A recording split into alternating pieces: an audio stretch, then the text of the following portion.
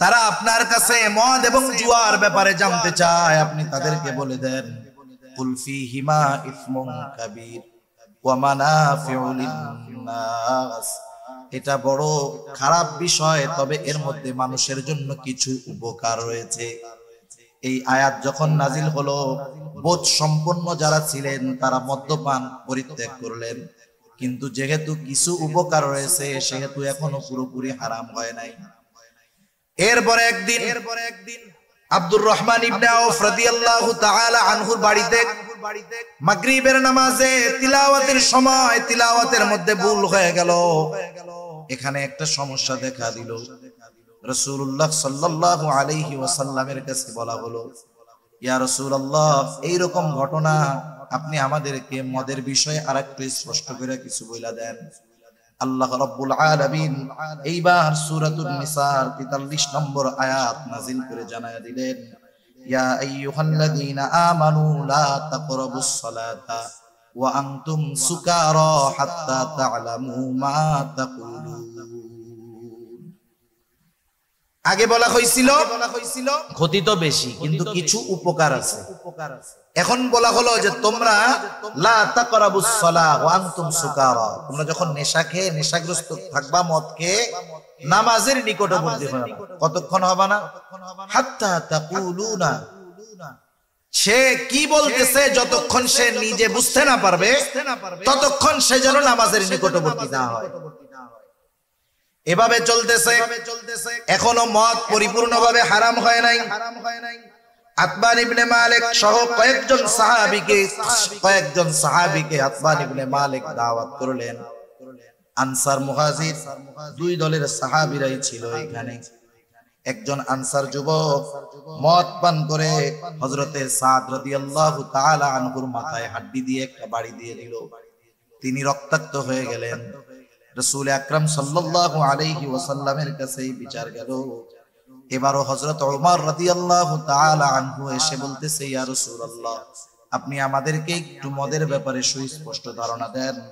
আল্লাহ রাব্বুল আলামিন এইবার আয়াত নাযিল করে জানায় দিলেন, ইয়া আইয়ুহাল্লাযীনা আমানু ইন্নামাল খামরু ওয়াল মাইসিরু ওয়াল আনসাব ওয়াল আজলামু রিজসুম মিন আমালিশ শাইতান ফাজতানিবুহু লাআল্লাকুম তুফলিহুন। চূড়ান্তভাবে মদকে হারাম করা হলো। এক সাহাবী বলতেছে যে আমি এক বাসায় মদ পরিবেশন করতেছিলাম, বাহিরে কিসের আওয়াজ জানি হইতেছিল, তা বাহিরে গিয়ে দেখলাম বলা হচ্ছে যে মদ হারাম করা হয়েছে, মদ হারাম করা হয়েছে। ওই অবস্থায় যখন সবার কানে এই কথা পৌঁছাইল, যার হাতে মদের পাত্র ছিল ভেঙে ফেলছে, মদের পাত্র থেকে মদ সব ফালায়া দিছে। মদিনার শহরের অলিতে গলিতে কেমন যেন মদ বইতেছিল, এমন এক অবস্থা। যার মুখের মধ্যে ছিল সে কুনি করে ফালায়া দিছে। চিন্তা করে নাই যে শেষ ডোকটা দিয়া দেই, এই চিন্তা করে নাই, মদ ফালায়া দিছে। সাহাবাদের মেনে নেওয়ার কেমন অবস্থা ছিল যে হারাম ঘোষণা হওয়ার সাথে সাথে এই মদের সাথে কতজনের ব্যবসা ছিল, কতজনের মদ স্টক করা ছিল, সব হারাম ঘোষণা হওয়ার সাথে সাথে তারা ফালায়া দিছে। সেজন্য মদ সম্পৃক্ত তথা মাদকতা যার মধ্যে আছে, কারণ বলা হয়েছে কুল্লু মুকসিরিন হারাম, যার মাধ্যমে নেশা আছে এই ধরনের সকল নেশাগ্রস্ত বস্তু হারাম। সেজন্য আমাদের খেয়াল রাখতে হবে, শুধু নেশা মদ যে হারাম তা না, গাঁজাও হারাম, ফেন্সিডিল হারাম, ইয়াবা খায় এগুলাও হারাম। কারণ এগুলার মধ্যে পান করার কারণে, খাওয়ার কারণে মানুষের মস্তিষ্ক বিকৃত হয়ে যায়। সে যা না পারে তাও বলে, যে সম্পর্কে জানা তাকে তাও বলে, ঠিক না? বলে কত উল্টা পাল্টা কথা বলে, থাক সেগুলো বাদ দেন। সোজা কথা হলো মদের সাথে মুমিনের সম্পৃক্ত থাকতে পারবে না। মুমিন মদ বিক্রয় করতে পারবে না, মদ সরবরাহ করতে পারবে না। এক কথায় মাদকতা যার মধ্যে আছে এমন কিছুর সাথে মুসলমানের, যেই আয়াতখানা আপনাদের খেদমতে তিলাওয়াত করেছি, ওই আয়াতের মধ্যে আল্লাহ তাআলা 4টি মন্দ কাজের কথা বর্ণনা করে বলেছেন এই কাজগুলা হলো শয়তানের কাজ। কার কাজ? শয়তানের কাজ। আল্লাহ রাব্বুল আলামিন বলেন ইয়া আইয়ুহাল্লাযীনা আমানু ইন্নামাল খামরু ওয়াল মাইসিরু ওয়াল আনসাবু ওয়াল আজলামু রিজসুম মিন আমালিশ শাইতান ফাজতানিবুহু লাআল্লাকুম তুফলিহুন। আল্লাহ তাআলা কত মেহেরবান, কত দয়ালু। আল্লাহ রাব্বুল আলামিন শুধু একটা বিষয়ের ব্যাপারে আদেশ করেন এমনটা নয়, আল্লাহ তাআলা যেই বিষয়ের আদেশ করেন সেই বিষয়টা বাস্তবে আমলে কেমনে পরিণত করা যায় সেটাও আল্লাহ তাআলা বলে দেন। যেই বিষয়টার আদেশ আল্লাহ তাআলা করেন সেটা আদেশ হতে পারে, করণীয় হতে পারে, বর্জনীয় হতে পারে। করণীয় কাজ হলে যদি করা হয় লাভ কি, না করলে ক্ষতি কি, তাও আল্লাহ জানায় দেন। বর্জনীয় কাজ হলে তথা নিষেধাজ্ঞামূলক বিষয় হলে ওই কাজটা যদি পরিত্যাগ করি লাভ কি, না করলে ক্ষতি কি, তাও আল্লাহ তাআলা জানায় দেন। আল্লাহ তাআলা জানাইতে বাধ্য ছিলেন না, বরং আল্লাহ তাআলা যে কোনো বিষয়ের আদেশ করা মাত্রই আমরা সেই আদেশটা মান্য করতে বাধ্য। মনে করেন আল্লাহ তাআলা বলছে এটা কইরো না, আমরা আল্লাহ তাআলার কাছে কারণ জিজ্ঞাসা করার অধিকার আমাদের নাই যে আল্লাহ কেন করব না, এই অধিকার আছে? এরপরেও আল্লাহ তাআলা কেন করবা না অথবা কেন করবা, আল্লাহ তাআলা এই বিষয়গুলো আমাদের জানায় দেন। এটা আল্লাহ তাআলার বড় মেহেরবানি।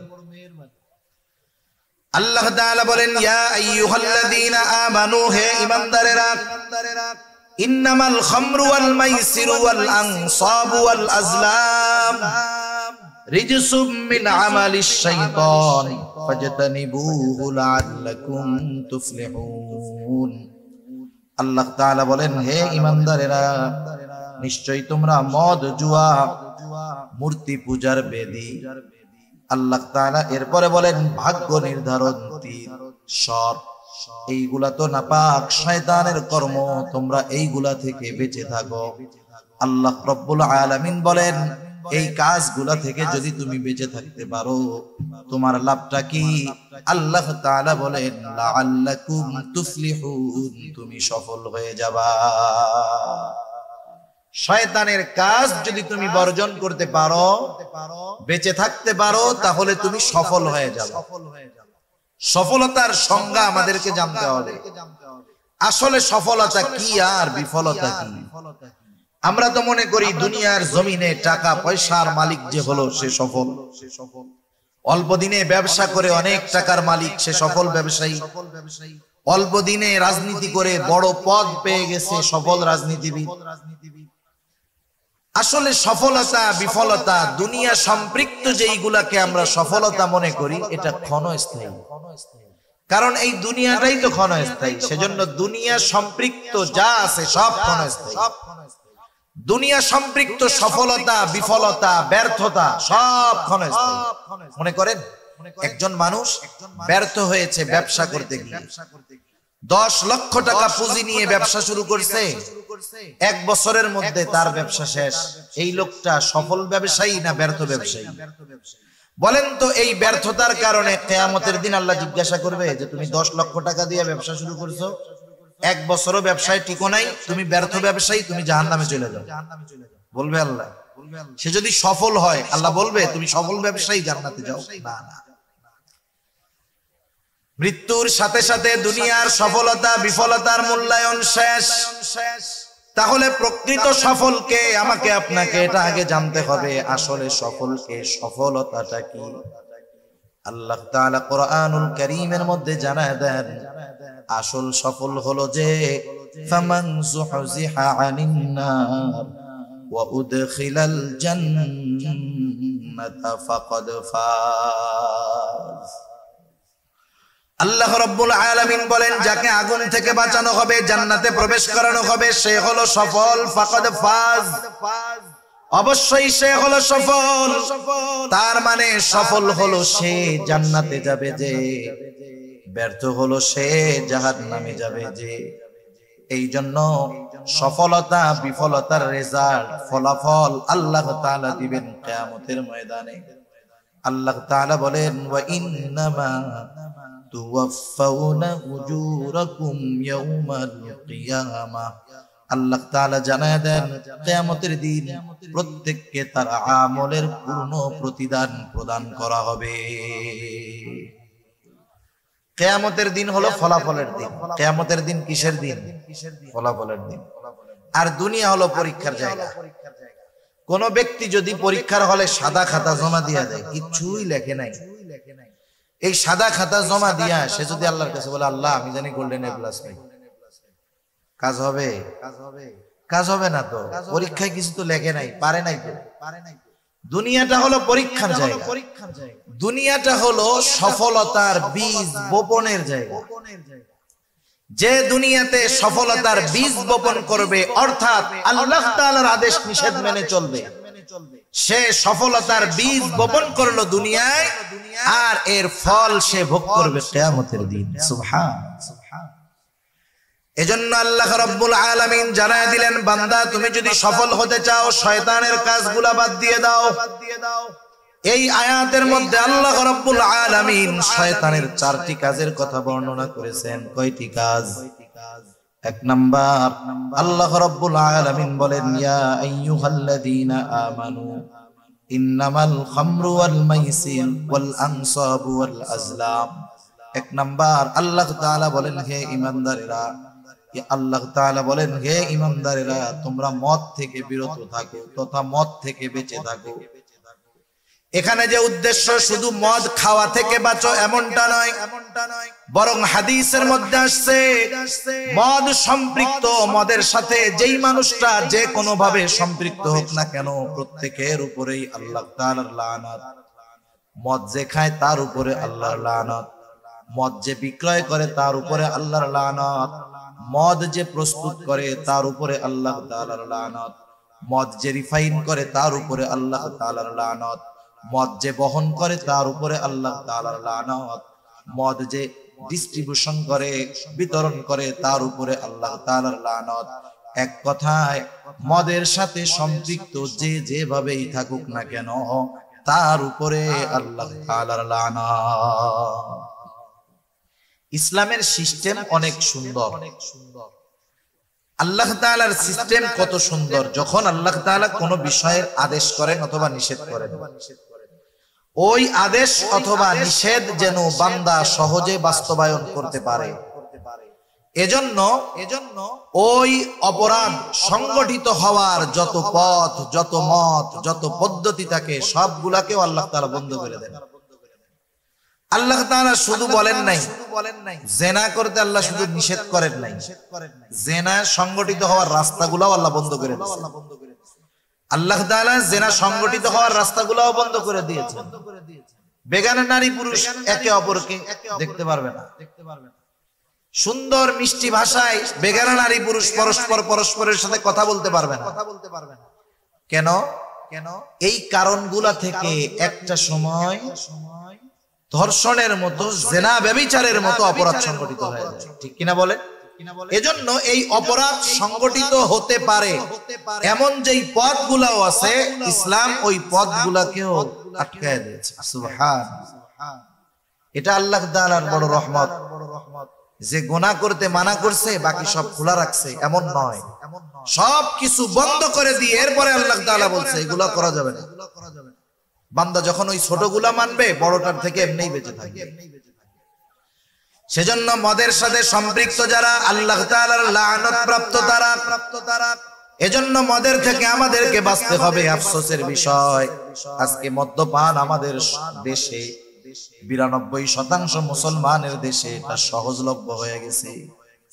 আজকে তো অনেক জায়গায় মদের নাম পরিবর্তন করে মানুষকে পান করানো হয়, মদের নামকে পরিবর্তন করে মানুষকে খাওয়ানো হয়। শুধু তাই না, অনেক জায়গায় মদের বোতলের মধ্যে আরবিতে হালাল শব্দ লিখে দেয়। অ্যালকোহলের বোতলের মধ্যে, মদের বোতলের মধ্যে আরবি লেখা থাকে, আবার লেখা থাকে হালাল।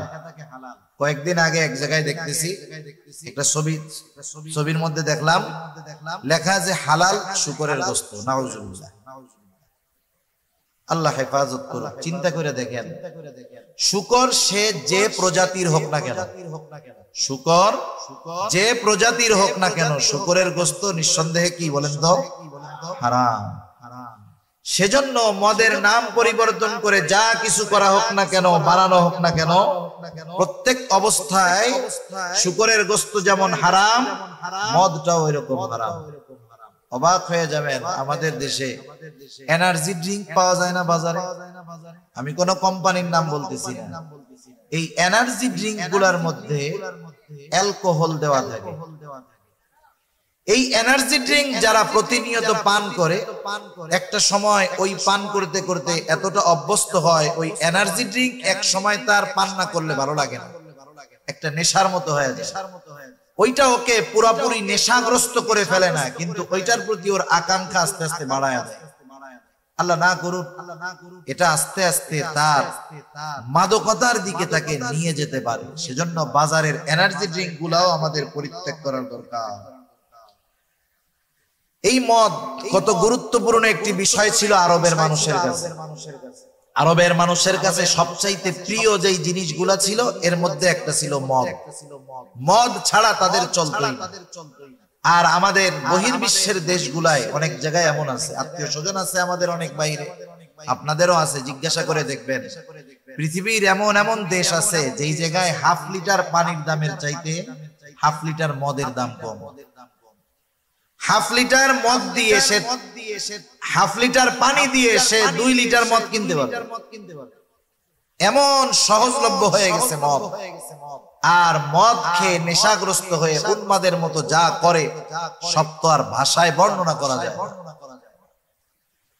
আরবের মানুষের কাছে অন্যতম পানীয় ছিল মদ, সহজলভ্য একটি বিষয় ছিল মদ। আল্লাহ সুবহানাহু ওয়া তাআলা সেই জন্য মদকে সরাসরি একবারে হারাম বলে আল্লাহ তাআলা ঘোষণা দেন নাই। কারণ একটা মানুষ যুগের পর যুগ, বছরের পর বছর, শতাব্দীর পর শতাব্দী একটা বিষয় যদি সহজভাবে মানুষ গ্রহণ করে নেয়, ওই অবস্থা থেকে তাদেরকে ফিরায় আনার জন্য সময়ের দরকার। হঠাৎ করে যদি বলা হয় তাদের জন্য কষ্টকর হতে পারে, কিন্তু সাহাবায়ে কেরামের বিষয়টা ছিল এমন, আল্লাহ তাআলা যখনই কোনো বিষয়ের আদেশ করতেন, নিষেধ করতেন, সাথে সাথে তারা মেনে নিত। এই আমল করতে তারা বিন্দু পরিমাণ দেরি করতো না, ইতস্তত করতো না। এরপরেও আল্লাহ রাব্বুল আলামিন 3টা পর্যায়ে মদকে হারাম করেছেন। আল্লাহ তাআলা কোরআনুল কারীমের মধ্যে 3 ধাপে মদ হারামের কথা জানায় দিয়েছেন। মদিনার মধ্যে হযরত ওমর রাদিয়াল্লাহু তাআলা আনহু সহ কয়েকজন রাসূলুল্লাহ সাল্লাল্লাহু আলাইহি ওয়াসাল্লামের কাছে এসে বললেন, ইয়া রাসূলুল্লাহ, মদের ব্যাপারে আমাদেরকে সুস্পষ্টভাবে কিছু জানায় দেন। আরেকটা বিষয় আমাদের জেনে রাখতে হবে, রাসূল আকরাম সাল্লাল্লাহু আলাইহি ওয়াসাল্লাম নবুয়তির পরে যেই বিষয়গুলা হারাম করেছেন, ওহীর মাধ্যমে হোক আর যেভাবেই হোক, নবীজি যেই বিষয়গুলা নবুয়তির পরে হারাম করেছেন, নবুয়তির পূর্বেও আমার আপনার নবী ওই কাজগুলা কখনো করেন নাই। এমন নয় যে ওহী আসার পরে মদ হারাম হইছে, এর আগে নবীজি মদ খাইতেন, নাউজুবিল্লাহ, এমন না। নবীজি গোটা জিন্দেগিতে কোনোদিন কি খান নাই? মদ পান করেন নাই। সুবহানাল্লাহ। আল্লাহ তাআলা আমার আপনার নবীর চরিত্রকে এভাবে হেফাজত করেছে। কেন? কারণ একটা বিষয় ওহীর মাধ্যমে নতুন করে আল্লাহ তাআলা হারাম করলেন। মনে করেন নবীজি ওই কাজটা আগে করতেন, এখন নবীজি যখন বলবেন এটা আল্লাহ তাআলা হারাম করেছেন, তখন কাফেররা বলবে কি, হ্যাঁ তুমি আগে করতা, এখন করো না, এইজন্য হারাম হয়ে গেছে। এতটুকু কথা বলার সুযোগও আল্লাহ তাআলা কাফেরদের দেন নাই। রাসূলুল্লাহ সাল্লাল্লাহু আলাইহি ওয়াসাল্লাম এই জন্য এই বিষয়গুলা থেকে পরহেজ ছিলেন, বেঁচে ছিলেন, আল্লাহ তাআলা তাকে বাঁচায় রাখছেন। যাই হোক, হযরত ওমর রাদিয়াল্লাহু তাআলা আনহু, মুআয ইবনে জাবাল রাদিয়াল্লাহু তাআলা আনহু সহ কয়েকজন এসে বলল, ইয়া রাসূলুল্লাহ, মদের ব্যাপারে আমাদেরকে পরিষ্কারভাবে কিছু বলেন। এই ঘোষণা যখন তারা নবীজির কাছে জানতে চাইলো, তারা চলে গেল। আল্লাহ তাআলা এবার ওহী নাজিল করলেন, ওয়ায়াসআলুনাকা আনিল খামর, হে রাসূল, তারা আপনার কাছে মদের ব্যাপারে জানতে চায়। ويسألونك عن الخمر والميسر قل فيهما إثم كبير ومنافع للناس তারা আপনার কাছে মদ এবং জুয়ার ব্যাপারে জানতে চায়, আপনি তাদেরকে বলে দেন কুল ফীহিমা ইসমুন কাবীর ওয়া মানাফিউ লিন-নাস, এটা বড় খারাপ বিষয়, তবে এর মধ্যে মানুষের জন্য কিছু উপকার রয়েছে। এই আয়াত যখন নাজিল হলো, বোধ সম্পন্ন যারা ছিলেন তারা মদ্যপান পরিত্যাগ করলেন, কিন্তু যেহেতু কিছু উপকার রয়েছে সেহেতু এখনো পুরোপুরি হারাম হয় নাই। এরপরে একদিন আব্দুর রহমান ইবনে আউফ রাদিয়াল্লাহু তাআলা আনহুর বাড়িতে মাগরিবের নামাজে তিলাওয়াতের সময় তিলাওয়াতের মধ্যে ভুল হয়ে গেল। এখানে একটা সমস্যা দেখা দিল। রাসূলুল্লাহ সাল্লাল্লাহু আলাইহি ওয়াসাল্লামের কাছে বলা হলো, ইয়া রাসূলুল্লাহ, এইরকম ঘটনা আপনি আমাদেরকে মদের বিষয়ে আরেকটু স্পষ্ট করে কিছু বলে দেন। আল্লাহ রাব্বুল আলামিন এইবার সূরাতুন নিসার 43 নম্বর আয়াত নাযিল করে জানায়া দিলেন, ইয়া আইয়ুহাল্লাযীনা আমানু লা তাকরাবুস সালাতা ওয়া আনতুম সুকারা হাত্তা তা'লামু মা তাকুলুন। আগে বলা হয়েছিল ক্ষতি তো বেশি কিন্তু কিছু উপকার আছে। এখন বলা হলো যে তোমরা লা তাকরাবুস সালাহ ওয়া আনতুম সুকারা, তোমরা যখন নেশা খেয়ে নেশাগ্রস্ত থাকবা, মদ খেয়ে নামাজের নিকটবর্তী হবে না। কতক্ষণ হবে না? হাত্তা তাকুলুনা, সে কি বলতেছে যতক্ষণ সে নিজে বুঝতে না পারবে ততক্ষণ সে যেন নামাজের নিকটবর্তী না হয়। এভাবে চলতেছে, এখনো মদ পরিপূর্ণভাবে হারাম হয় নাই। আতবান ইবনে মালিক সহ কয়েকজন সাহাবীকে আতবান ইবনে মালিক দাওয়াত করলেন। আনসার মুহাজির দুই দলের সাহাবীরাই ছিল এখানে। একজন আনসার যুবক মদ পান করে হযরতে সাদ রাদিয়াল্লাহু তাআলা আনহুর মাথায় হাড্ডি দিয়ে একটা বাড়ি দিয়ে দিল। তিনি রক্তাক্ত হয়ে গেলেন। রাসূল আকরাম সাল্লাল্লাহু আলাইহি ওয়াসাল্লামের কাছে বিচার গেল। এবারও হযরত ওমর রাদিয়াল্লাহু তাআলা আনহু এসে বলতেছে, ইয়া রাসূলুল্লাহ, আপনি আমাদেরকে একটু মদের ব্যাপারে সুস্পষ্ট ধারণা দেন। আল্লাহ রাব্বুল আলামিন এইবার আয়াত নাযিল করে জানায়া দিলেন, ইয়া আইয়ুহাল্লাযীনা আমানু ইন্নামাল খামরু ওয়াল মাইসিরু ওয়াল আনসাব ওয়াল আজলামু রিজসুম মিন আমালিশ শাইতান ফাজতানিবুহু লাআল্লাকুম তুফলিহুন। চূড়ান্তভাবে মদকে হারাম করা হলো। এক সাহাবী বলতেছে যে আমি এক বাসায় মদ পরিবেশন করতেছিলাম, বাহিরে কিসের আওয়াজ জানি হইতেছিল, তা বাহিরে গিয়ে দেখলাম বলা হচ্ছে যে মদ হারাম করা হয়েছে, মদ হারাম করা হয়েছে। ওই অবস্থায় যখন সবার কানে এই কথা পৌঁছাইল, যার হাতে মদের পাত্র ছিল ভেঙে ফেলছে, মদের পাত্র থেকে মদ সব ফালায়া দিছে। মদিনার শহরের অলিতে গলিতে কেমন যেন মদ বইতেছিল, এমন এক অবস্থা। যার মুখের মধ্যে ছিল সে কুলি করে ফালায়া দিছে। চিন্তা করে নাই যে শেষ ডোকটা দিয়া দেই, এই চিন্তা করে নাই, মদ ফালায়া দিছে। সাহাবাদের মেনে নেওয়ার কেমন অবস্থা ছিল যে হারাম ঘোষণা হওয়ার সাথে সাথে এই মদের সাথে কতজনের ব্যবসা ছিল, কতজনের মদ স্টক করা ছিল, সব হারাম ঘোষণা হওয়ার সাথে সাথে তারা ফালায়া দিছে। সেজন্য মদ সম্পৃক্ত তথা মাদকতা যার মধ্যে আছে, কারণ বলা হয়েছে কুল্লু মুকসিরিন হারাম, যার মাধ্যমে নেশা আছে এই ধরনের সকল নেশাগ্রস্ত বস্তু হারাম। সেজন্য আমাদের খেয়াল রাখতে হবে, শুধু নেশা মদ যে হারাম তা না, গাঁজাও হারাম, ফেনসিডিল হারাম, ইয়াবা খায় এগুলাও হারাম। কারণ এগুলার মধ্যে পান করার কারণে, খাওয়ার কারণে মানুষের মস্তিষ্ক বিকৃত হয়ে যায়। সে যা না পারে তাও বলে, যে সম্পর্কে জানা তাকে তাও বলে, ঠিক না? বলে কত উল্টা পাল্টা কথা বলে, থাক সেগুলো বাদ দেন। সোজা কথা হলো মদের সাথে মুমিনের সম্পৃক্ত থাকতে পারবে না। মুমিন মদ বিক্রয় করতে পারবে না, মদ সরবরাহ করতে পারবে না। এক কথায় মাদকতা যার মধ্যে আছে এমন কিছুর সাথে মুসলমানের সম্পৃক্ততা থাকবে না।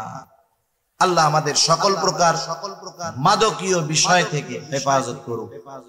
এখন বলেন, যেই পরিবারে একজন মাদকাসক্ত আছে সে পরিবারের অবস্থাটা, অহরহ আমাদের দেশে দিন যাইতেছে, মাদক নিরাময় সেন্টার বাড়তেছে, মাদক নিরাময় সেন্টার বাড়তেছে, যেখানে মদপ্য নেশাগ্রস্তদেরকে নিয়ে রেখে আসা হয় সেফ হোম, সুস্থ বানায় বাড়ি ফিরে আনার জন্য।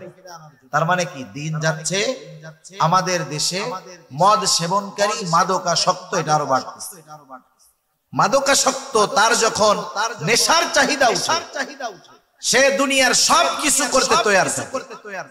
বিশেষ করে শহরাঞ্চলে, ঢাকা শহরের মধ্যে আছে একজনকে শুধুমাত্র একটু গাঁজা, একটু ফেন্সিডিলের লোভ দিলে সে একটা মানুষকে খুন করে ফেলতে পারবে, তার গায়ে লাগবে না। আবার দেখেন, অহরহ ঘটনা আমাদের সামনে আছে। বাংলাদেশের প্রসিদ্ধ একটা জেলা, জেলার নাম না বলি, বাবা নেশার টাকা দেয় নাই, বাবাকে মেরে ফেলছে, মাকে মেরে ফেলছে। আরেক প্রসিদ্ধ ঘটনা, ওই যে পুলিশের স্পেশাল ব্যুরোর একজন অফিসার ছিলেন মাহফুজ, তার মেয়ে ঐশী মাদকাসক্ত হওয়ার কারণে মা বাবাকে ঠান্ডা মাথায় খুন করে ফেলছে। একটা পরিবারে যদি একটা মাদকাসক্ত ব্যক্তি থাকে, ওই পরিবারটা দুনিয়া ছোটখাটো একটা জাহান্নাম হয়ে যায়। এজন্য পরিবারের কিছু দায়িত্ব আছে। তো পরিবারের দায়িত্ব কি? সন্তানদের ব্যাপারে খেয়াল রাখা, সন্তান কি করে না করে এগুলা যথাযথভাবে একটু নজরে রাখা, শুধু ছেড়ে দেওয়া না। কারণ অধীনস্থরা কই করতেছে, কি বলতেছে না করতেছে, কিয়ামতের দিন এ ব্যাপারে আল্লাহ তাআলা আমাদের থেকে জবাবদিহিতা নেবেন। এজন্য খেয়াল রাখবেন। এখন আসেন, মাদকাসক্ত যারা সিগারেট খাওয়া লোক আছেন আপনাদের এদিকে, সিগারেট এটা হলো নেশাগ্রস্ত হওয়ার প্রাথমিক ভূমিকা। নেশাগ্রস্ত হওয়ার প্রাথমিক ভূমিকা হলো সিগারেট। সিগারেট হারাম না মাকরুহে তাহরিমি না জায়েজ, সে মাসালা বাদ দেন। এই যে সিগারেট খাওয়ার দ্বারা কোনো উপকার আছে একটু বলেন না? উপকার আছে? বরং সিগারেট ওয়ালারা সিগারেটের প্যাকেটের গায়ে বাস্তব সত্য কথা লেখে। আপনি জুস খান, বাচ্চাদের জুস কিনে দেন না, এই জুসের প্যাকেটে লেখা থাকে 100% আম, কিন্তু এটা মিথ্যা কথা। মিষ্টি কুমড়া দিয়ে জুস বানায়, আম থাকেই না বলতে গেলে অল্প, কিন্তু লেখে কি 100% খাঁটি আমের জুস। এটা চরম মিথ্যা কথা। কিন্তু সিগারেটের গায়ে যা লেখা থাকে এটা সত্য কথা। সিগারেটের গায়ে কি লেখা থাকে? এক সময় লেখা থাকতো মনে হয় ধূমপান স্বাস্থ্যের জন্য ক্ষতিকর। সরকার দাম বাড়াইছে, ওরাও একটু এটার উপকার বাড়াইছে। ধূমপানে স্ট্রোক হয়, ধূমপান হৃদরোগের কারণ, হ্যাঁ, ধূমপানে ফুসফুসে ক্যান্সার হয়। এখন মনে হয় লেখায় ধূমপান মৃত্যু ঘটায়, এটা লেখা থাকে সিগারেটের গায়ে। ক্ষতি যত বেশি সিগারেটের গায়ে লেখছে, মানুষ তত বেশি দাম দিয়ে ওই জিনিসটা কিনতেছে। এখন লেখা ধূমপান মৃত্যু ঘটায়, এক একটা সিগারেট 15 টাকা 20 টাকা দিয়ে তারা কিনে খায়। এরপরের বড় ক্ষতি আর কি লিখবে? লেখার তো কিছু নাই, মরা পর্যন্ত তো চলে গেছে। এরপরে মনে হয় প্যাকেটে লিখবে যে ধূমপান জাহান্নামে নেয়, আর ওই 15 টাকারটা 50 টাকা করে এক একজনে খাবে। এক নাম্বার হলো কোন মানুষের এই অধিকার নাই সে নিজের ক্ষতি নিজে করবে। কোন মানুষের এই অধিকার নাই যে সে নিজের ক্ষতি নিজে করবে, এটা সে করতে পারবে না। তাহলে তো আত্মহত্যা বৈধ থাকতো। যত কষ্ট হোক, যত মুসিবত আসুক, আত্মহত্যা করা যাবে না। কেউ যদি মনে করে দুনিয়ার সাময়িক কষ্ট থেকে বাঁচার জন্য সে আত্মহত্যা করলো, সে তো চিরন্তন ক্ষতির মধ্যে ডুবে গেল। এজন্য এমন কিছু করা যাবে না, এমন কিছু খাওয়া যাবে না যার দ্বারা নিজের ক্ষতি হয়। সিগারেট খাওয়ার মাধ্যমে কোনো উপকার নাই, বরং ক্ষতি হয়। এর নিকোটিনে শুধু নিজের ক্ষতি হয় তা নয়, একটু নিজের আপনজনের কথা চিন্তা করেন। যারা গবেষণা করে, চিকিৎসকেরা বলতেছে যারা সিগারেট খায় তারা তো ক্ষতির মধ্যে আছে। এইবার ওই সিগারেট খোরের আশেপাশে যারা থাকে, তার বাচ্চা, তার পরিবারও সে সিগারেট পান করার কারণে তারাও ক্ষতিগ্রস্ত হয়। নিজের আপনজনের ক্ষতির কথা চিন্তা করে হলেও এটা বাদ দিতে হবে। প্রথম নিজের ক্ষতি হয়, আপনজনের ক্ষতি হয়। 2 নাম্বার, 3 নাম্বার সম্পদের অপচয় হয়। আর যারা অপচয় করে তারা হলো শয়তানের ভাই। সেজন্য সিগারেট যারা খান, এই বদ অভ্যাস আছে, আল্লাহর রাস্তায় বাদ দিয়ে দিবেন। এই সিগারেট খোরগুলা এক সময় আস্তে আস্তে মাদকতার দিকে চলে যায়। আল্লাহ হেফাজত করুন। 2 নাম্বার আল্লাহ তাআলা জানায়া দিলেন ওয়াল মাইসির, জুয়া। জুয়া তো আজকে এমন পদ্ধতিতে আমাদের দেশে হয়েছে, একটা সময় জুয়া খেলার জন্য মানুষের জুয়ার কাছে যাওয়া লাগতো। জুয়া খেলার জন্য জুয়ার কাছে যাওয়া লাগে না। আপনারা অনেক সময় হয়তো দেখে থাকবেন বাজারের বিভিন্ন জায়গায় সিএনজি স্ট্যান্ড, টমটম স্ট্যান্ড, বিভিন্ন রিক্সা স্ট্যান্ড, দেখবেন 3-4 জন এক জায়গা বৈশা কি যেন দেখতেছে, মোবাইলে আপনি দেখতেছেন লুডো খেলতেছে। খেলে না এরকম?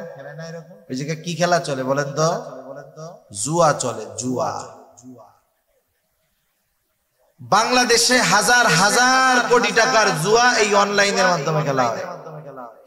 এই ফুটবল খেলাকে কেন্দ্র করে জুয়া হয়, ক্রিকেট খেলা হয়, ক্রিকেট খেলাকে কেন্দ্র করে জুয়া হয়।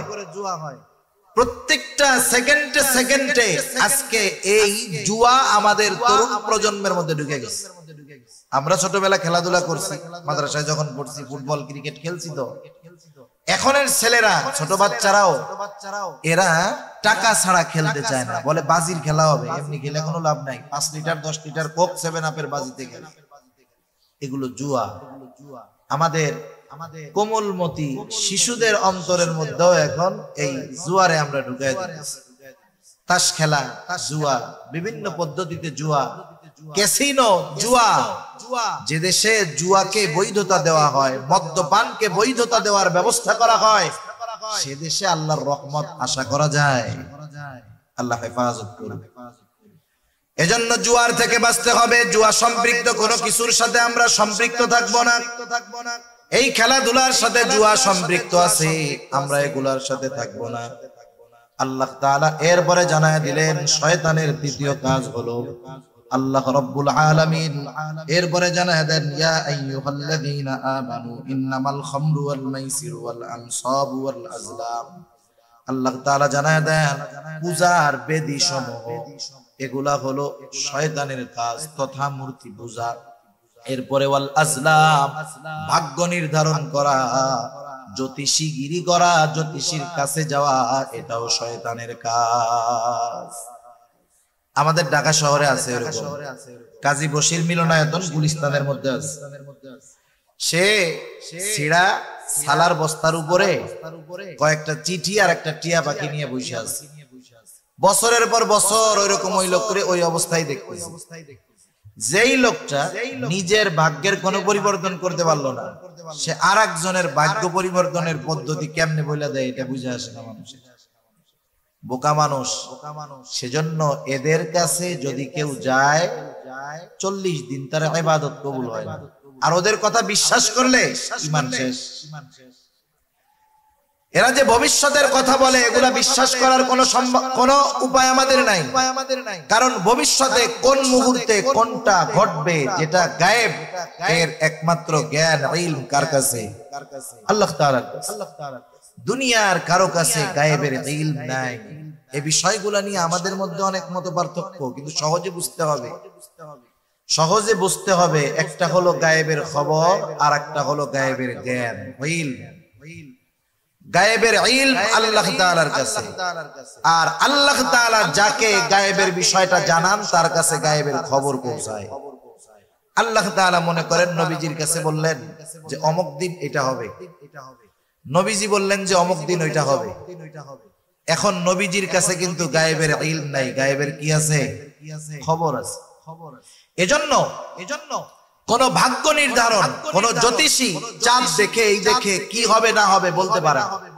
আমাদের দেশে একদল মানুষ আছে আংটি বিক্রি করে, দেখবেন অষ্টধাতুর আংটি বিক্রি করে মাইক বাজায় বাজায়। এই আংটি দিলে কি হবে? রাহুর দোষ কেটে যাবে, শনির দোষ কেটে যাবে, এই হবে সেই হবে, উন্নতি হবে, সম্পদের মালিক হবে। মানুষ বোকা, ধুমসে আংটিগুলা কিনে। এই চিন্তা করে না যেই লোকটা এত বছর ধরে আংটি বিক্রি করতেছে, এই আংটি দিয়া ওর পরিবর্তন হইল। এইটুক চিন্তা করলেই তো বোঝা যায়। তাইলে ওর রাস্তার উপরে সালা বিছাইয়া এই ব্যবসা করা লাগে।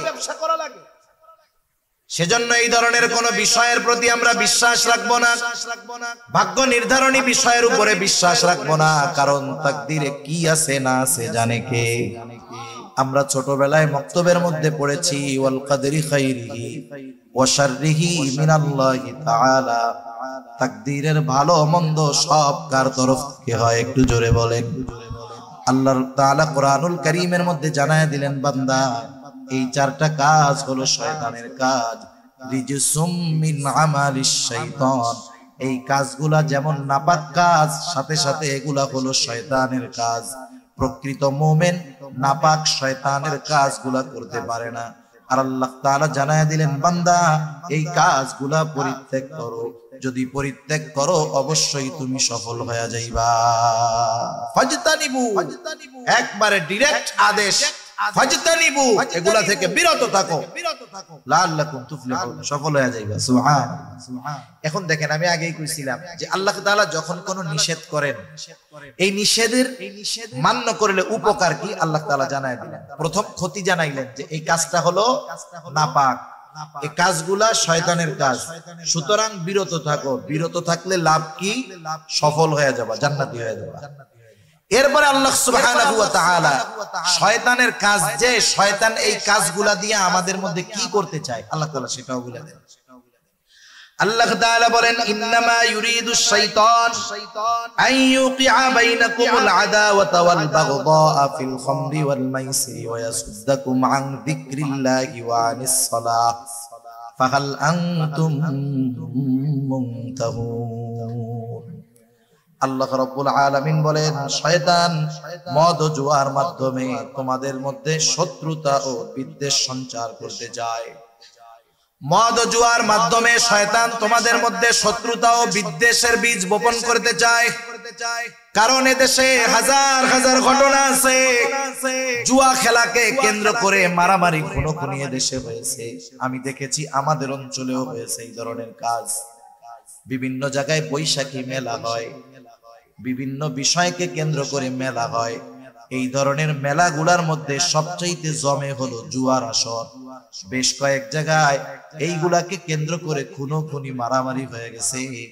এই যে দেখুন, মানুষের সাথে মানুষের যে সম্পর্ক ছিল, আন্তরিকতা ছিল, ভালোবাসা ছিল, এই জুয়ার মাধ্যমে নষ্ট হলো। মানুষ মদ পান করে উল্টাপাল্টা কাজ করে বলে, এগুলার মাধ্যমে শয়তান চায় যেন মানুষের মধ্যে শত্রুতা সৃষ্টি হয়, একে অপরের প্রতি বিদ্বেষ অন্তরের মধ্যে আসে, মানুষের মধ্যে জানি বিশৃঙ্খলার সৃষ্টি হয়। কারণ সে যদি একটা মাদককে ঘরে ঘরে পৌঁছায় দিতে পারে, জুয়াকে ঘরে ঘরে পৌঁছায় দিতে পারে, তাহলে ওই মানুষের মনুষ্যত্বটা নষ্ট হয়ে যাবে। জুয়াখোর যে কেমন জিনিস, এটা যারা চিনে জানে এরা বুঝবে। আপনারা হয়তো কিছুদিন আগে শুনছেন, আরবের এক প্রিন্স, রাজকীয় পরিবারের এক লোক, সে তার স্ত্রীকে বন্ধক রেখে জুয়া খেলছে। স্ত্রীকে বন্ধক দিয়ে জুয়া খেলছে। জুয়াখোরের অবস্থা এমন হয়, সেজন্য সাবধান, জুয়ার কাছেও আমরা যাব না। কারণ যাব না কেন? এক নম্বরে যাইতে নিষেধ করছে কে? এটা নাপাক কাজ, শয়তানের কাজ, না করলে সফল হব। যদি করি, শয়তান এই চক্রান্তের মাধ্যমে আমাদের পারস্পরিক মহব্বত ভালোবাসা দূর করে শত্রুতার বীজ বপন করতে চায়। ঠিক কিনা বলেন? এরপরে আল্লাহ রাব্বুল আলামিন জানায় দেন, আর আল্লাহ তাআলা কি চান, কোন কারণে এই বিষয়গুলা থেকে মানা করলেন। আল্লাহ রাব্বুল আলামিন বলেন, আল্লাহ তাআলা চান যে তোমরা আল্লাহ তাআলার পথে ফিরে আসো। শয়তান শুধু শত্রুতা আর বিদ্বেষের বীজ আমাদের অন্তরে বপন করে দেয় না, ওয়ায়াসুদ্দাকুম আন যিকরিল্লাহি ওয়া আনিস সালাহ, সে আল্লাহর স্মরণ এবং নামাজ থেকে বাধা প্রদান করে, ঠেকায় রাখে। এই কর্মগুলার মাধ্যমে, এই কাজগুলার মাধ্যমে সে আল্লাহর পথে বাধা সৃষ্টি করে। এই কাজগুলার মাধ্যমে সে আমাদেরকে দ্বীন থেকে সরায় রাখতে চায়, আল্লাহকে ভুলায় রাখতে চায়, নামাজ থেকে ভুলায় রাখতে চায়। আর যারা আল্লাহর জিকির থেকে গাফেল, আল্লাহ বলেন তারা ক্ষতিগ্রস্ত। আল্লাহ রাব্বুল আলামিন কোরআনুল কারীমের মধ্যে বলেন, ইয়া আইয়ুহাল্লাযীনা আমানু লা তুলহিকুম আমওয়ালুকুম ওয়ালা আওলাদুকুম আন যিকরিল্লাহ ওয়া মান ইয়াফআল যালিকা ফাউলাইকা হুমুল খাসিরুন। আল্লাহ তাআলা জানায় দেন, তোমাদের মাল, সম্পদ, সন্তান এগুলা জানি আমি আল্লাহর স্মরণ থেকে তোমাদেরকে গাফেল না কইরা দেয়। এই জন্য দুনিয়ায় যে দুনিয়া কামাই করতে গিয়া সন্তান সম্পদের কারণে আল্লাহর জিকির থেকে গাফেল হয়ে যায়, নামাজ থেকে গাফেল হয়ে যায়, আল্লাহ তাআলা বলেন সে ক্ষতিগ্রস্ত। আর আল্লাহর ভাষায় যে ক্ষতিগ্রস্ত তার ঠিকানা যে জাহান্নাম, এ ব্যাপারে কোনো সন্দেহ নাই। এই জুয়া, জুয়ারি, জুয়া সম্পৃক্ত বিষয়, মদ সম্পৃক্ত বিষয়, এগুলা দিয়ে শয়তান আমাদেরকে আল্লাহ তাআলাকে ভুলায় দিতে চায়, আল্লাহর আদেশ নিষেধ ভুলায় দিতে চায়, আল্লাহর নাফরমানি আমাদের দ্বারা করাতে চায়, নামাজ থেকে আমাদেরকে ফিরায় রাখতে চায়।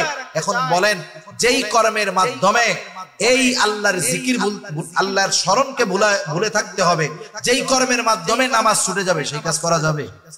একটু জোরে বলেন না, করা যাবে? সেটা যে কাজই হোক, বুজুর্গানে দিন বলেন, সেটা যে কাজই হোক, এমন কাজ করতে গিয়ে আল্লাহ এবং আল্লাহর স্মরণ থেকে গাফেল হয়ে যেতে হয়, এমন যে কোনো কাজ থেকে বিরত থাকা আমাদের জন্য আবশ্যক।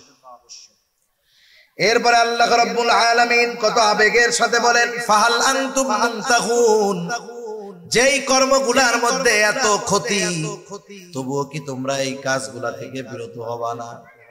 আল্লাহ তাআলা কত সুন্দরভাবে বান্দাদেরকে আবেগের সাথে জানায়া দিলেন, বান্দা এই মন্দ কাজগুলা থেকে বিরত থাকো, তুমি সফল হয়ে যাইবা।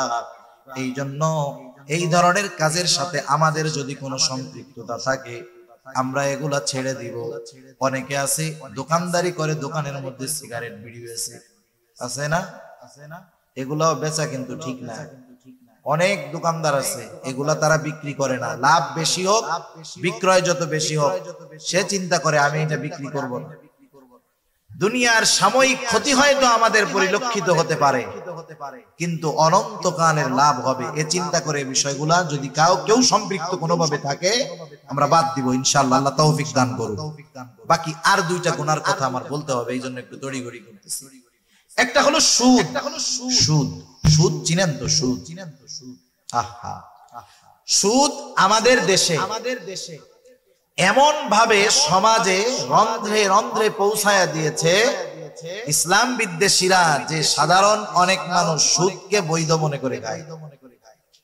সুদ হলো এমন এক হারাম যেটা কখনো জায়েজ হওয়ার সম্ভাবনা নাই। কিছু হারাম কিছু সময় হালাল হয়। কেমনে? মনে করেন একজনের দুই বোন, এই দুই বোনের একজনের বিয়ে হয়েছে না একজনের সাথে, ওই লোকের সাথে সহোদর বোনের এক বোন বিবাহ বন্ধন থাকা অবস্থায় তার শালী তার জন্য কি বলেন তো হারাম, বিবাহ করতে পারবে না। মনে করেন এইবার বোন মারা গেছে, ইদ্যত পালন শেষ, এইবার শালী হারাম থাকবে না বিবাহ করা তার জন্য হালাল হয়ে যাবে? কিছু কিছু হারাম কিছু কিছু সময় কিছু কিছু কারণে হালাল হয়, আবার কিছু কিছু হারাম কিছু কিছু সময় জায়েজ হয়, হালাল হয় না, জায়েজ হয়। যেমন শুকরের গোশত। মনে করেন একজন বিজ্ঞ ডাক্তার, দিনদার ডাক্তার রোগীর চেক করে বলতেছে একে যদি বাঁচাতে হয় তাইলে একে শুকরের গোশত খাওয়াইতে হবে, যদি এর জীবন বাঁচাইতে হয় শুকরের গোশত খাওয়াইতে হবে। তাহলে জীবন বাঁচানোর স্বার্থে ওষুধ হিসাবে শুকরের গোশত তাকে খাওয়ানো জায়েজ আছে, হালাল হয় নাই। কিন্তু কি হইছে? জায়েজ হইছে। কারণে একটু কন না, কোন রোগ হইলে ডাক্তার বলবে যে এরে যদি বাঁচাইতে হয় তাইলে এরে সুদ খাওয়াইতে হবে? তাইলে সুদ কোন সময় জায়েজ হওয়ার সম্ভাবনা নাই। অল্প সময় বলতেছি, আমাদের দেশের পরিস্থিতি কি? অনেক মানুষ সুদের টাকা খায়, সুদের টাকা খেয়ে আবার আলহামদুলিল্লাহ সরকারি চাকরি করত, 20,000 টাকা বেতন পায়, চাকরি শেষ, এখন মসজিদে অনেক সময় দেয়। 20,000 টাকা যখন বেতন পাইতো, পরিবার চলতে তার জন্য খুব কষ্টকর হয়ে যাইত। এখন চাকরি নাই, কিন্তু আগের মতো টেনশন পেরেশানি নাই, নামাজ কালাম পড়ে খুব উৎফুল্ল ভাব। জিজ্ঞাসা করা হলো, চাচা সংসার এখন কেমন ভাবে চলতেছে? বলে আলহামদুলিল্লাহ আগের চাইতে ভালো চলতেছে। কেমনে? এখন তো চাকরি বাকরি নাই। বলে অসুবিধা নাই, চাকরি যখন শেষ হইছে, চাকরি শেষ হওয়ার পরে একসাথে 50 লক্ষ টাকা পেয়েছি, টাকাগুলা কোনো কাজে নষ্ট করি নাই, একবারে সোনালী ব্যাংকে নিয়ে ফিক্সড ডিপোজিট করে রাখছি। মাস শেষে 50,000 টাকা পাই, আগে পাইতাম 20,000, পুরা মাস চাকরি করে পাইতাম 20,000, এখন চাকরি ছাড়া পাই 50,000। আলহামদুলিল্লাহ, খুব ভালো আছি। টাকা কিসের? জোরে কন না, কিসের? সুদের টাকা। খাইয়া কি কইতেছে? আলহামদুলিল্লাহ। একদিন এক লোক আইসা প্রশ্ন করতেছে, জিজ্ঞাসা করে, কিছু জিজ্ঞাসা আছে আসলে জানতে চাওয়ার জিজ্ঞাসা, কিছু জিজ্ঞাসা আছে সে চায় তার মন মতো জানি বলা হয়, আর কিছু জিজ্ঞাসা আছে বেহুদা হয়রানি করা। তা আয়েশা বলতেছে যে হুজুর, এই যে ব্যাংকে আমরা টাকা রাখি, আমাদেরকে যে ইন্টারেস্ট দেয়, এটা হুজুর জায়েজ না? হুজুর জায়েজ না? বলেন তো, মানুষ যদি জানতে চায় প্রশ্নের ভঙ্গিমা কি এরকম থাকে নাকি? তার মানে সে যেভাবে বলতেছে তার উদ্দেশ্য যে হুজুর যদি খালি কোনো মতে জায়েজ বলে কাম সারা। আমাদের দেশে কিছু মানুষ আছে, এরা যখন মন মতো মাসআলার উত্তর কারো কাছে পায়, ওর কাছে দৌড়ে যায়। এখন এক লোক শয়তানে ধরছে, যাই হোক স্ত্রীর সাথে গেঞ্জাম লাগছে, কথা কাটাকাটি। শয়তান কিন্তু ওই সময় আইসা স্বামী স্ত্রী দুইজনের মাথার মধ্যে এমন রাগ ঢুকায়া দেয়, স্ত্রীরে বলে তোর কত যোগ্যতা, তোর এর ঘরে থাকার দরকার। এবার মহিলা মানুষ তো বলে, তোমার মতো বেটার সংসার না করলে আমার কি আসে যায়, দাও দাও ছেড়ে দাও, আমি জায়গা বাপের বাড়ি। এইবার শয়তান ওই স্বামীর কাছে আসে, বলে তুই ইনকাম করে খাওয়াস, তোর হাত আছে পা আছে, ওইরকম সাইডটা তোর ঘর, তুই পালতে পারবি, ওটা বাদ দে। এই শয়তানের ধোকায় কি করে, একসাথে 3 তালাক দিয়ে দিছে। শয়তানের কাজ শেষ, শয়তান আর ওই জায়গায় থাকবে? ও চলে গেছে। এইবার যখন আশেপাশের লোকজন বলে, করলেন কি আপনি, কি করছেন, স্ত্রী তো নাই আপনার। এইবার শয়তান দুইজনের মধ্যে এসে মোহাব্বত ঢেলে দেয়, একে অপরের প্রতি ভালোবাসা বাড়ায় দেয়। এখন সারা দেশের মানুষ তো জানে যে 3 তালাক দিয়ে দিছে। একজন বুদ্ধি দিছে, যা তুই এক কাজ কর, ওই জিরি মাদ্রাসায় গিয়া মাসালাটা নিয়ে আয়। জিরি মাদ্রাসায় গিয়া বলছে, বউ তো আর তোমার নাই, পটিয়া গেছে নাই, হাটহাজারি গেছে নাই। এখন আরেকজন বলে, শোন ওই জায়গায় এক হুজুর আছে, ওনার কাছে যা। ওই হুজুরের কাছে গেছে, হুজুর আবার ডিজিটাল হুজুর আছে না, ডিজিটাল হুজুর, কিছু ঘোমটা দেওয়া হুজুর তো কিছু আছে। যা বলছে, আরে 3টা কেন, তুই যদি 1000ও দিতি একটাই হইতো, বউ তোর আছে, যা। এবার ও এলাকায় এসে কি করবে, এই স্ত্রীর সাথে সংসার শুরু করবে। কেউ যদি কিছু বলে পটিয়া মাদ্রাসার হুজুর কিছু জানে, জিরি মাদ্রাসার হুজুর কিছু জানে, ওই যে ওই হুজুরের কাছে জিগাও, বড় শায়েখ ফতোয়া নিয়ে আসছি, জায়েজ আছে। মানুষের অভ্যাস হলো, মানুষ ওই হুজুরকে পছন্দ করে বেশি যেই হুজুর তার মন মতো ফতোয়া দেয়। আর কিছু হুজুরও আছে এরকম আমাদের দেশে, এটা ওই যে ইহুদি আলেমরা ছিল, ইহুদি আলেমদের অভ্যাস ছিল, একজন একটা অপরাধ করে তার কাছে আসছে, ওই লোকটা তার কাছে তাওরাত অনুযায়ী ফয়সালা চাইতেছে। এখন ইহুদি চিন্তা করলো যে ওর পক্ষে যদি কোনোভাবে আমি মাসালা ঘুরায় দিতে পারি তাহলে তো লাভ আমার। ওই ইহুদি আলেমরা ওর কাছ থেকে কিছু বিনিময় পেয়ে শরীয়তের বিধানকে, ওহির বিধানকে পরিবর্তন করে ওর পক্ষে রায় দিয়ে দিত। এই ধরনের কিছু ইহুদি মার্কা আলেমও আমাদের সমাজে আছে না নাই? মানুষের অভ্যাস এইটা, যেই হুজুর তার পক্ষে বলে, এটা খেয়াল করে দেখেন, তার মন যেটা করে সেই অনুযায়ী যার কাছে মাসালা পায় তার কাছে গিয়ে মাসালা জিজ্ঞাসা করে। তা যাই হোক, আয়েশা জিজ্ঞাসা করার ভাবে বোঝা যায় যে ওনার পক্ষে চায়। তা বলা হলো, না এটা তো হারাম, এটা কিভাবে বৈধ হয়?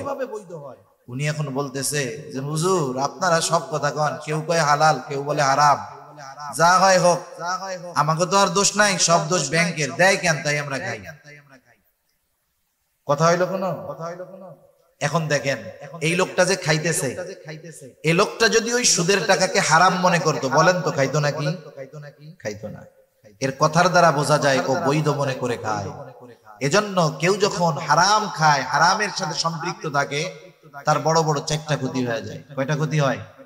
খাবার হারাম হোক আর উপার্জন হারাম হোক, যে কোনো একটা হারাম হলেই হলো। যদি হয় 4 ক্ষতি।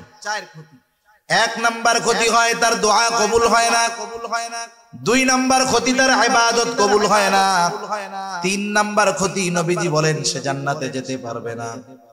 লা ইয়াদখুলুল জান্নাতা জাসাদুন গুদিয়া বিল হারাম, হারাম বক্ষণকারীর শরীর জান্নাতে যাবে না। 4 নাম্বার সবচাইতে বড় ক্ষতি, হারামকে যদি হালাল মনে করে তার ঈমান থাকবে না। আজকে বাংলাদেশে আমি যথাযথভাবে যা যা দরকার সব করছি। আমি যেই জমা দেয় কয়েকবার দিচ্ছি, আমি তো বুঝি নাই যে আমার আর একজন বলতেছে আপনার কিছু করা লাগবে না, এই টাকাটা দিয়ে কাগজটা দিয়ে দেয়। বাস্তবেই বাস্তবে দিতে হয়েছে, কাজ হয়ে গেছে। চিন্তা করে দেখেন সিস্টেমটা কিভাবে করে রাখা, যে আমি আপনি ঘুষ দিতে রাজি নাই, কিন্তু দিতে আমাদেরকে বাধ্য করা হচ্ছে। যারা এই সিস্টেম নষ্ট করে ফেলছে, এই ঘুষখোরগুলোকে আল্লাহ হেদায়েত দিন, বলি আমি সুদখোরগুলোকে আল্লাহ হেদায়েত দিন।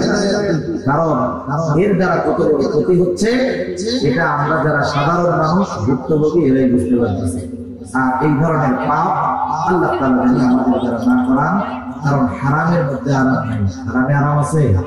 হারামে আরাম নেই। একটু খোঁজ নিয়ে দেখবেন যারা জীবনের উপার্জন গুলা হারাম পন্থায় করেছে, আখিরাতের শাস্তি তো জমাই আছে, দুনিয়ায় আল্লাহ তাআলা এমন অশান্তির মধ্যে রাখছে, এগুলা কল্পনাতীত। এজন্য সুদ থেকে বাঁচবো, ঘুষ থেকে বাঁচবো, জুয়া মদ থেকে বাঁচার চেষ্টা করব। আল্লাহ সুবহানাহু ওয়া তাআলা আমাদের সবাইকে এই ধরনের জঘন্য কাজগুলা থেকে বেঁচে থাকার তৌফিক দান করুন। সকলে বলি আমিন। ওয়া আখিরু